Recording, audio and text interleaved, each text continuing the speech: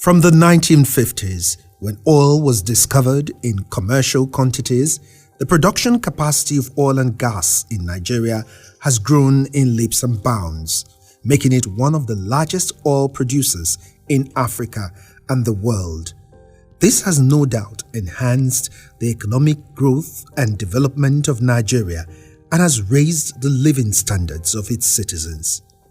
Nigeria's oil and gas resources are located in a region of the country known as the Niger Delta, a very densely populated region that extends over about 70,000 square kilometers of land, comprising 7.5% of Nigeria's total land mass.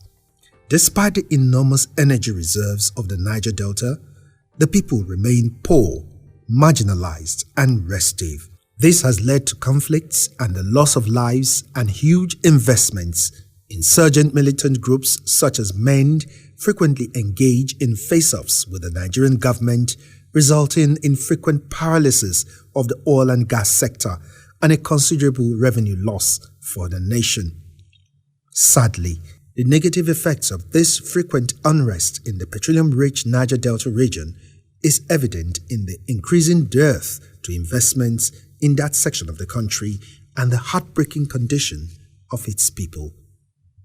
Have you often wondered, like me, how it is that the Niger Delta region of Nigeria, despite being home to one of the world's greatest reserves of crude oil and natural gas reserves, remains underdeveloped, impoverished, and ridden with conflicts that destroy investor confidence? In other parts of the world, similarly blessed with such abundance, places like Houston in the United States, Point Lissus in Trinidad, or Yambu, a thriving city built on the desert sands of Saudi Arabia, such resources have succeeded in radically transforming the economic well-being of the communities that host them, improving the quality of services like education and healthcare, building vital road and transportation infrastructure, and attracting the attention of global investors. However, this is not the case in Nigeria. The paradox begs for answers to explain what is happening that makes exactly the reverse true in Nigeria. One wonders who is responsible and what might be done to reverse this potentially catastrophic situation. A group of civil society organizations were concerned about the underdevelopment in these oil-rich areas and so commissioned me to go on a fact-finding mission.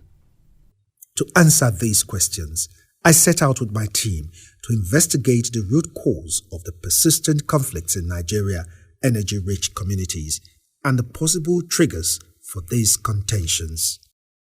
In several contexts where large-scale government-driven investments have been contemplated in Nigeria, especially in the Niger Delta region, conflicts have emerged that aided corrupt accumulation while impeding the planning and takeoff of these investments. Such corruption by commission is promoted by a number of prominent personals in these oil-rich communities. We call them the conflict entrepreneurs. A conflict entrepreneur would come in and exploit grievances that are legacy grievances related to land that have not been around for a long time.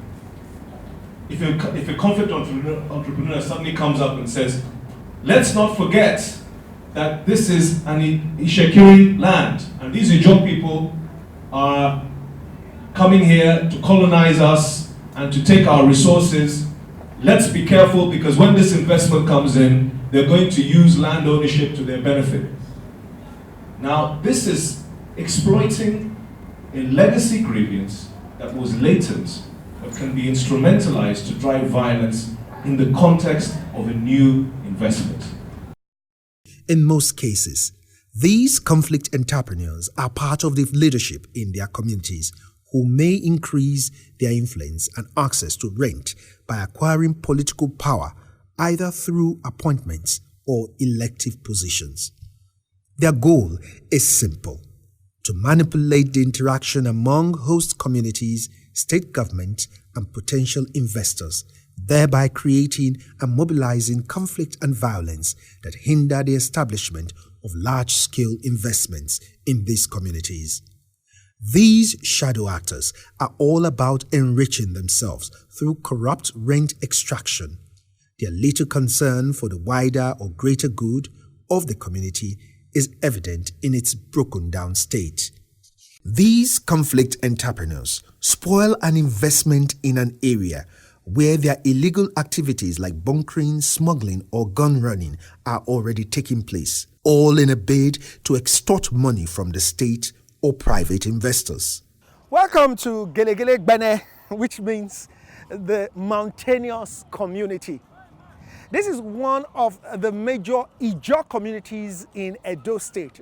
I'm sure not many of you knew that there were Ijaw communities in Edo State. Well, Gelegele, a community of about 8,000 to 10,000 people, is right here in Ovia, northeast in Edo State. As you enter this small, sleepy community, the gas flares overcome the sea breeze that blows in across the Gelegele port. That have things gone the way they should, will be a thriving commercial hub. Oil spills, we have land spills and river spills. For example, like barges, when they have leakages, I think it will split on the river, which will drive away fish and other different things. When you go to the river, you will not get fish, and it is not good for people to drink. You cannot drink it. When the split comes in the land, most, even animals and other things, they all run away. When you want to kill animals and other things, you will not see them. And our crops, like farm, cassava and other things, they will all, no one will heal better. The flare, nothing with the feed they do. No money to do market. The fire they burn with. We go river, we know they see fish they kill. All our body don't dry finish. We go farm, nothing. All the cassava don't dry for bush. The effect of that gas, it increases the heat of this community. Several times we talk to the government, environmentalists, they come here, they see things for themselves, they give a good stories, they give good stories, they give a good talk. They will assist us to talk to the company so that the gas will be removed. But when they go back, you will not hear anything from them again. We are handicapped. What do we do? Can we fight the oil company? The oil company is being brought by federal government. Federal government give them license to operate. So what the needful they're supposed to do for us as a community is not done. The only secondary school is not what it should look like. The students, though display a sense of enthusiasm to get knowledge, are uninspired. We need, number one, we need teachers because we are lacking most subjects that we're supposed to know. And our school, the classes, we don't have good chairs. And the ceiling of the school are falling down and the school needs to be rebuilt. When rain falls, it's wet was in our class. We combine commerce, arts, and science all together. We are not being separated. So we need teachers. The pass rate for WAEC is average. I would say the students are ready to learn, just that the teachers, we don't have teachers on ground. And secondly, the principal also is not coming to school as ought to be in this school. Believe it or not, this here is a whole primary school, Osa Primary School, Gelegele. We have primary 1 to 6 right here in this hall.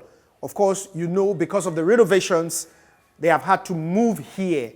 But even this condition is nowhere for learning.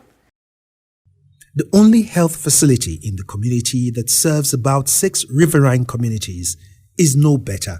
Its beauty ends in the building itself.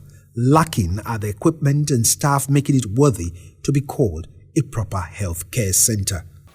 The community is large and the nearer communities we have with us here are many. So this place supposed to be very, very standard, and we're supposed to have a doctor to manage the health center. Poor infrastructure, bad governance, unemployment, gas flaring, and oil pollution are just some of the myriad of issues facing the people of Giligili and other oil-rich communities.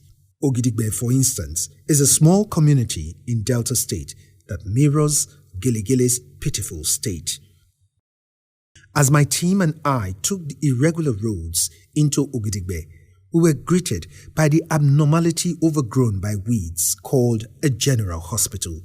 The shapeless and sometimes voidless pattern of their occupation of fishing, wreathed with all the hazards of land pollution and defilement that characterize this community.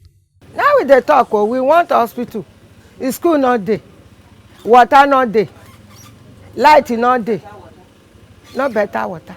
As you see, the water when they, if you drink out, some of them they push for the water when they so. The oil not bring anything for us. At least by 3 hours time now, you cannot even enter here. You see how the water will be gushing from the river down to the other side. Even the on Niger place you went to, you cannot even enter there. Every day erosion, every day erosion.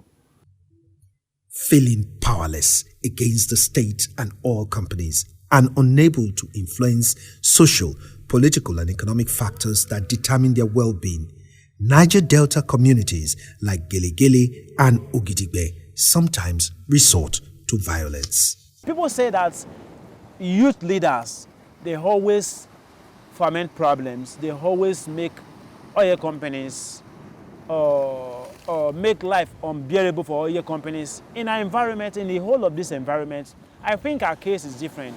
What our right is not even being given to us. Such feelings of neglect and injustice fuels militancy in the Niger Delta.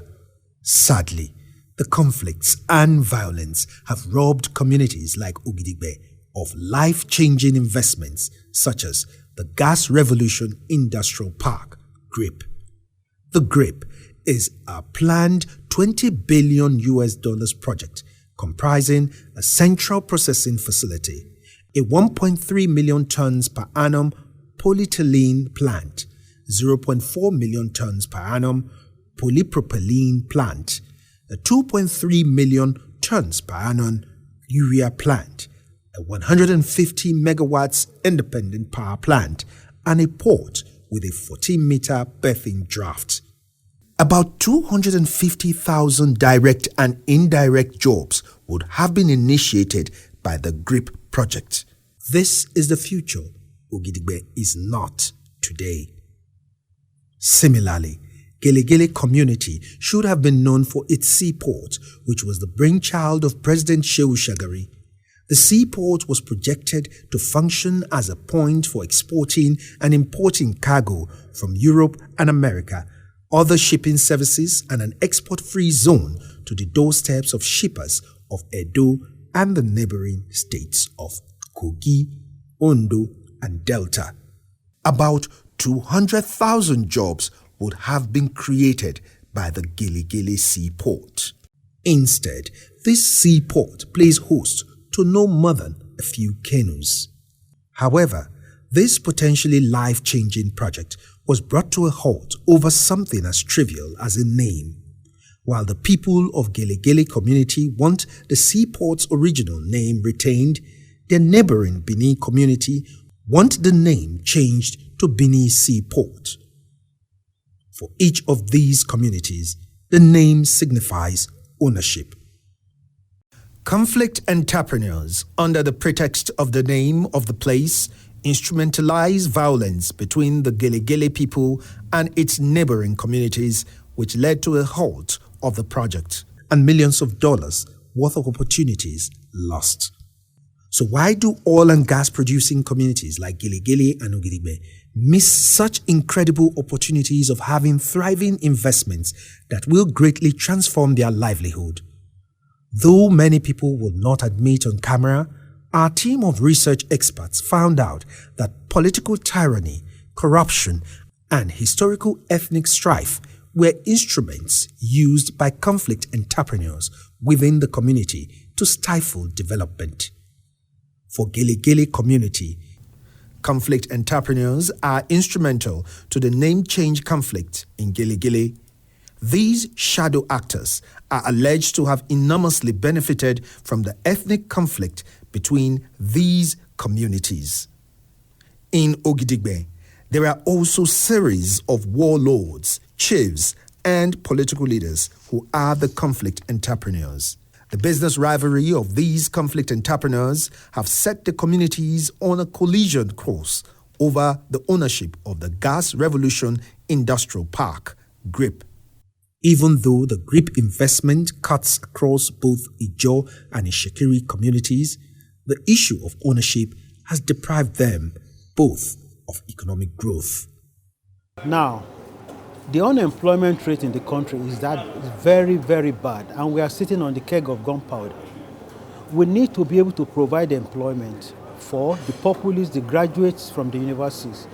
And then the population growth is about 3% now. That means in another 10 years, we will be about 220 million, according to the statistics carried out by the US professionals.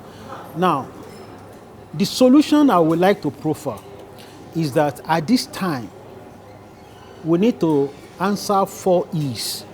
And the 4 E's acronym that I'm mentioning here is that we need to provide, number 1, employment. We need to provide energy. We need to empower the populace and provide the right environment. These 4-5 E's are very crucial. The partners seen from the Ogidigbe and Gele cases show how community leadership has evolved to become a viable platform for manipulating grievances just for personal enrichment, and the malleability of such leaders depends on their interests and the political circumstances.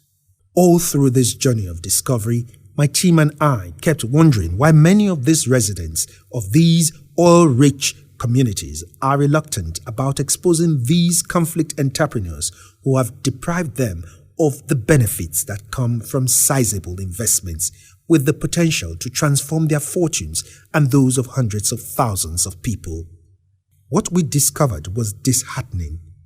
Though somewhat aware of the operations of these conflict entrepreneurs and the countless detrimental effects, residents of these energy-rich communities seem to be afraid to speak or fight against them or their operations. I cannot say whether they give people money because I don't even have that once. Amazingly, a growing number of people are choosing not to ignore this sad reality, not turn a blind eye to this cancerous impact on Nigeria and the destiny of its people. The MACRA tool proved very viable in assessing the full range of issues that might cause or exacerbate these violent conflicts. The MCRIA, which is macro-level conflict risk and impact assessment, is a tool used to understand conflict dynamics in any locality, especially where an investment is planned. And as a tool, it is part of the conflict-sensitive business approach. It is an approach that has been developed which enables companies, especially around extractives, to understand their localities, understand how their operations can affect conflict dynamics in their host communities, and on the other way around, how the conflict dynamics in any one locality can actually affect the operations or investments of a company. And then this now takes it further in realization, recognition of the issues that we face, especially in the Niger Delta and the energy community. Expectation, therefore, like I sort of surmised earlier during the course of the engagement, is really that hopefully the theoretical concepts behind this framework would hold true once it is put to test practically with respect to implementation, where it is relevant in terms of project development. Speaking with Dr. Zibima and many others, we discovered that a lot of times the loss in investments is due to misdirected focus by investors on how investments affect and impact the community. So, to stop such corrupt practices and ensure the survival of Nigeria's largest revenue source, some experts recommend dialogue by both government and investors as an effective strategy. And what is more important when it comes to the dialogue and engagement is the fact that when you bring all of the key stakeholders to the table, you understand their positions, you understand their interests, you understand their fears. So at the end of it, it is believed that you will arrive at a point where roles, responsibilities, expectations will be managed and responsibilities distributed across key stakeholders. So where there is this sense of ownership in the process, it is believed that communities will want to protect that investment because their interest is also at stake. They understand what is coming to them, they understand what they need to do to ensure that that actually comes to them. Though heartbroken for being beneficiaries of Nigeria's greatest wealth, yet two of the poorest communities in the country, the people of Gelegele and Ogidigbe say they are open to dialogue and other effective strategies that would ensure the development of their communities, profit for the investors, and certainly economic growth and development for Nigeria. As our trip to these two energy-rich communities came to an end, we were convinced that the sad realities we witnessed in Gelegele and Ogidigbe are problems that affect not only the people in the Niger Delta, but every Nigerian. If 70% of our nation's resources are located onshore, any form of setback in our petroleum industry will certainly affect our nation's revenue. Hence, the life of everyone living in Nigeria is at stake. What is more, it is estimated that by the year 2030, 60 million Nigerians will be jobless. This should send danger signals, especially when communities which should host investments that will provide jobs are engaged in conflicts resulting from the uncontrolled influence of conflict entrepreneurs. Convinced that this is our problem too, my team and I said our goodbyes, knowing we can never stay silent about the plight of our new friends. We chose to speak out about the huge investments in oil and gas that are forced to fail because of the selfish interests of a greedy few. We chose to speak out about the national emergency that threatens to bring the economy of our nation to its knees. We chose to speak out a wrong that must be made right now. We recommend that communities be re-engaged immediately in a standardized format that will see the revival of stalled projects. Government must recognize the existence of conflict entrepreneurs and minimize their influence. The Nigerian government engages in a standardized community-sensitive national industrial plan that will engage youths, increase jobs, and the social welfare of the people. The Nigerian government recognizes the urgency of now.